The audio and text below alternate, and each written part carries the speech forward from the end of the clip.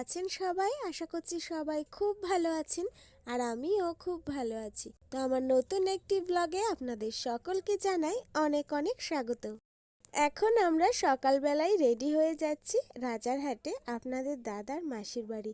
তো মাসির বাড়িতে আমাদের একটা নিমন্ত্রণ আছে আর আপনাদের দাদার পিসির বাড়ি আর মাসির বাড়ি একই জায়গাতে।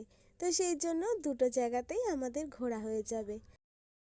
আর আজকে আমি যে শাড়িটা পরেছি সেটা আপনাদের দাদাই আমাকে গিফট করেছিল। তো ভাবলাম যে এই শাড়িটাই আজকে ভেঙে পরে যাই। তো এই যে আমরা খাওয়া দাওয়া করে এখন এখানে বসে আছি, একটু পরে আমরা বেরাবো, মানে আমরা যাব দেশের বাড়িতে। তো এখন একটু রেস্ট নিচ্ছি, একটু পরে বেরাবো বাড়ির জন্য। আর এই যে মানু বসে আছে এখানে খাওয়া দাওয়া করে, আর বাবা ওইদিকে খেলা করছে। আর এই হচ্ছে পিসির বাড়ি, পিসির বাড়ির সামনে আমরা বসে আছি।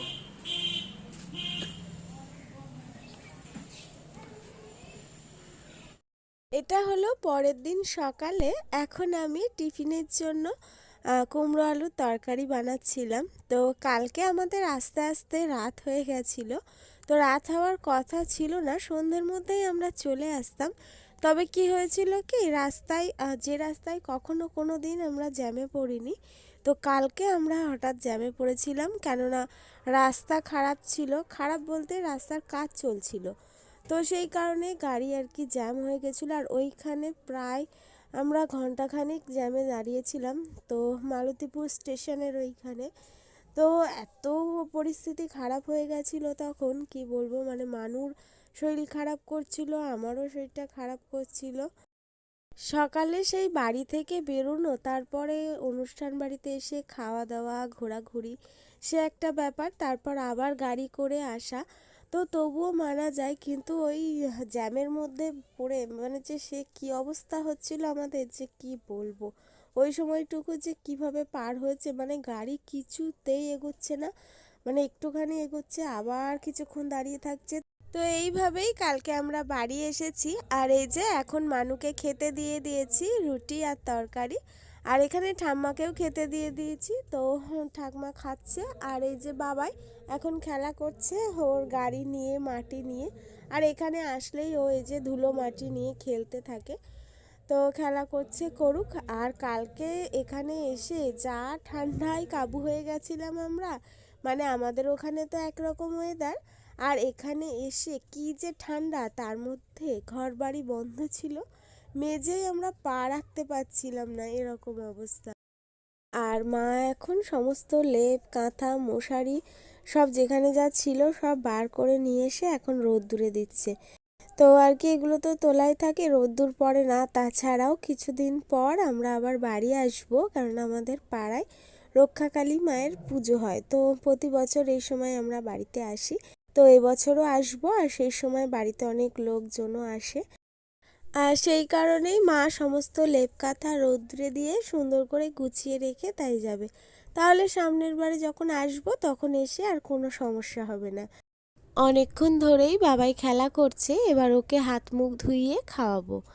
আর ওর সঙ্গে এই যে ছেলেটা খেলা করছে, তো ও আমাদের দোকানে কাজ করে। যখন আমরা বাড়ি আসি তো আমাদের সঙ্গে ও আমাদের বাড়িতে আসে। এখন আমাদের সবার খাওয়া দাওয়া কমপ্লিট হয়ে গেছে, আর আমি খাওয়া দাওয়া করে এই যে এখন রান্না বসিয়ে দিয়েছি। তো ঠাম্মা সমস্ত সবজিপাতি না কেটে দিয়েছিল, মন্দিরে বসে বসে টুকটুক করে সব সবজিগুলো কেটে দিয়েছিল। তো সেই কারণে আমি আবার ঝটপট করে রান্নাটা বসিয়ে দিয়েছি। আর এমনিতেও আজকে না অনেকটা লেট হয়ে গেছে, তো সকালে এটা ওটা করতে গিয়ে লেট হয়ে যায়। আর শীতের বেলা উঠতেও একটুখানি লেট হয়ে যায়, তো সেই কারণে দেখবেন সব কাজ একটু একটু লেটই হয়ে যায়। তো যাই হোক, ওদিকে আবার আমাদের কলটাও খারাপ হয়ে আছে, তো সেটা এখন আপনাদের দাদা আবার ঠিক করছে। খারাপ বলতে ওর চেক ভল ওয়াশার এগুলোই আর কি খারাপ হয়ে গেছে, তো সেগুলো আর কি নতুন কিনে নিয়ে এসে এখন আপনাদের দাদা আবার ওটাকে লাগাচ্ছে। আসলে কলটা তো ইউজ হয় না, পড়েই থাকে, তো আর কি অধিকাংশ সময় কলটা ওরকম খারাপ হয়ে যায়। কলটাকে ঠিকঠাক করে আমরা চলে যাই, আবার বাড়ি যখন আসি তখন দেখা যায় যে কলটা খারাপ হয়ে পড়ে আছে। তো এরকমই অবস্থা হয়, যেহেতু ইউজ হয় না তো। আর জল ছাড়া বলুন তো চলে? সকালবেলায় থেকেই মানে জলের কাজ, তো কলটা ঠিক না করলে ট্যাঙ্কিতেও জল তোলা যাচ্ছে না, তো সেই কারণে আর কি সমস্যা হয়ে যাচ্ছে। আর এর জন্য আজকে চান করতে লেট হয়ে গেছিলো। মানে এখনো পর্যন্ত কারো চান হয়নি। কল ঠিক হবে, তারপর ট্যাঙ্কিতে জল তোলা হবে, তারপর সব চান করবে। আমার রান্না বান্না সমস্ত কিছু কমপ্লিট হয়ে গেছে। আর আজকে রান্না করেছি বিট ভাজা, আর এখানে আছে বাঁধাকপি আলুর সবজি, একদম শুকনো শুকনো করে করেছি।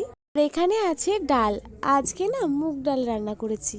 বাবাইকে না পাশের বাড়ি কাকিমাদের কল থেকে স্নান করিয়ে দিয়েছিলাম, আর এখন ওর জন্য খাবার বাড়বো, ওকে খাওয়াবো।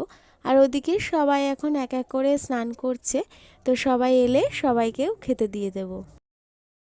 এখন সন্ধেবেলায় মা একটু চাউমিন বানিয়েছিল, তো সেটাই আমরা এখন সবাই মিলে একটু খাওয়া দাওয়া করলাম। আর এই যে বাবাইকে কখন দিয়ে গেছিলাম, তো খাইনি, আর ও এখন এই যে বসে বসে না কুরকুরে খাচ্ছে। তো সেই কারণে আমি এই যে খাওয়ানোর চেষ্টা করছিলাম, কিন্তু ও কিছুতেই খেতে চাইছে না, শুয়ে পড়ছে। তো দেখুন যতটুকু দিয়ে গেছি সেইভাবেই বাটির মধ্যে আছে, একটুও খাইনি। এখন ওকে ভুলিয়ে ভালিয়ে এই যে ফোন টোন দিয়ে ওকে এই চাউমিনটা খাওয়াতে হবে, আর না হলে ওই যে চিপস খাচ্ছে এসব খেয়েই থাকবে। আর এইসব খেয়ে কি পেট ভরে বলুন তো? সন্ধ্যের টিফিন মিটতে না মিটতেই এদিকে আবারও রাত্রের রান্নার জোগাড় শুরু হয়ে গেছে। অলরেডি আলুর দম হয়ে গেছে, আর এদিকে এখন মা ময়দা মাখছে। এখন হবে কড়াইশুঁটির কচুরি। আর এই শীতে কড়াইশুঁটির কচুরি এবার আমাদের এই প্রথম খাওয়া হচ্ছে। মানে এবছরে এখনও পর্যন্ত একদিনও খাওয়া হয়নি, আজকেই প্রথম খাওয়া হচ্ছে।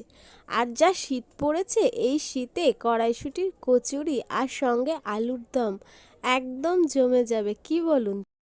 আর এখন মানু ময়দা মাখতে বসেছে, আর ও এই ধরনের ছোটোখাটো টুকটাক কাজ করতে বেশ পছন্দই করে দেখেছি।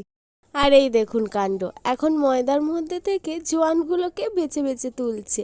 তো ও ভেবেছে আর কি ওগুলো নোংরা, তো আমি আবার বললাম যে ওগুলো নোংরা নয়, ওগুলো জোয়ান, জোয়ান দেওয়া হয়েছে। তো সেই কারণেই আর কি ও আবার হাসছিল। তো যাই হোক, বুঝতে পারিনি। মা একাই ময়দাটা মাখছিল, তো আমি মানুকে ডাকলাম যে ঠাম্মিকে এসে একটুখানি হেল্প কর, কেননা সকালবেলায় আমার এই যে আঙুলের মাথাটা না কেটে গেছে। তো সেই কারণে আমি ভালো করে ময়দাটা মাখতে পারবো না। আর তাছাড়াও সকালে আর কি কেটে যাওয়ার পর না, যখনই কোনো কাজ করতে যাচ্ছি ঘা লাগলে আবার ওখান থেকে রক্ত বেরাচ্ছিল। তো সেই কারণে এই যে ব্যান্ডেড লাগিয়ে লাগিয়ে কাজকর্ম করছিলাম। তারপর আবার কিছুক্ষণ অবশ্য খুলে রেখেছিলাম, মানে একটানা ব্যান্ডেড লাগিয়ে রাখাও তো ঠিক নয়, তো সেই কারণে আবার খুলে রেখেছিলাম। এখন আবার লাগালাম, কেননা দেখছি যে আবারও একটু বেশ ব্যথা ব্যথা করছে, তো সেই জন্য। আর আজকের কড়াইশুঁটির কচুরিটা না একটুখানি অন্যরকমভাবে করা হচ্ছে। মানে ওই যে পুর ভরে তারপরে যে বেলতে হয়, তো সেই জিনিসটা না করে মানে ঝটপট আর কি যেটা করা যায়, কড়াইশুঁটিটাকে আর কি পেস্ট করে ময়দার সঙ্গে একেবারে মেখে নিয়েছে। তো এইভাবেই আর কি কড়াইশুঁটির কচুরিটা আজকে করা হচ্ছে। তো কিভাবে কি করা হলো সবটা আপনাদের সঙ্গে আর কি শেয়ার করতে পারলাম না, তবে কখনো যদি আমি করি, মানে আবারও করি, তখন আপনাদের সঙ্গে নিশ্চয়ই শেয়ার করব। আর আমার হাতের কাটার জন্য না আমি ভালো করে বেলতে পারছিলাম না, আর তাড়াতাড়িও বেলতে পারছিলাম না, তো সেই কারণে খুব ধীরে ধীরেই আমি বেলছি। আর মা ওদিকে কড়াইতে তেল বসিয়ে দিয়েছে, আর তেলটা গরমও হয়ে গেছে। তো আমি এই যে এগুলো কিছুটা বেলে মাকে দিই, মা ভাজুক, আর তারপর আমি আবারও বেলতে থাকি।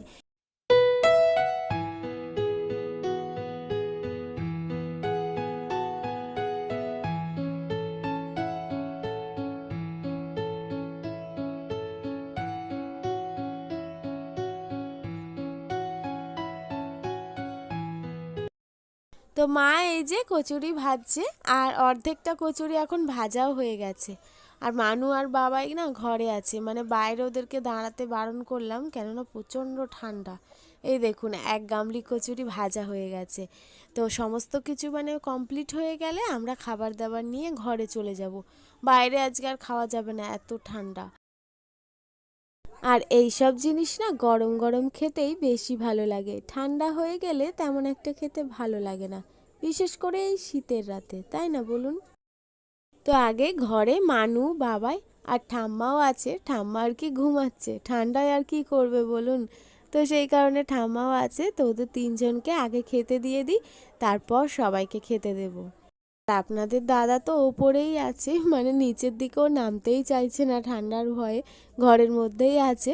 তো ওদেরকেও ডেকেছি, তো বলছিল যে নিচে খাবো না, খাবার নিয়ে ওপরে চলে যাব। তো এই যে মানু, ঠাম্মা আর বাবা এদের তিনজনকে খেতে দিয়ে দিয়েছি কড়াইশুঁটির কচুরি, আলুর দম আর সঙ্গে নলেন গুড়ের রসগোল্লা। আর আমাদের এইখানকার রসগোল্লা খেয়ে আপনাদের দাদার ভীষণ ভালো লেগেছে। ও বারবার বলছিল যে কলকাতায় যাওয়ার আগে এখান থেকে একটু রসগোল্লা কিনে নিয়ে যাব।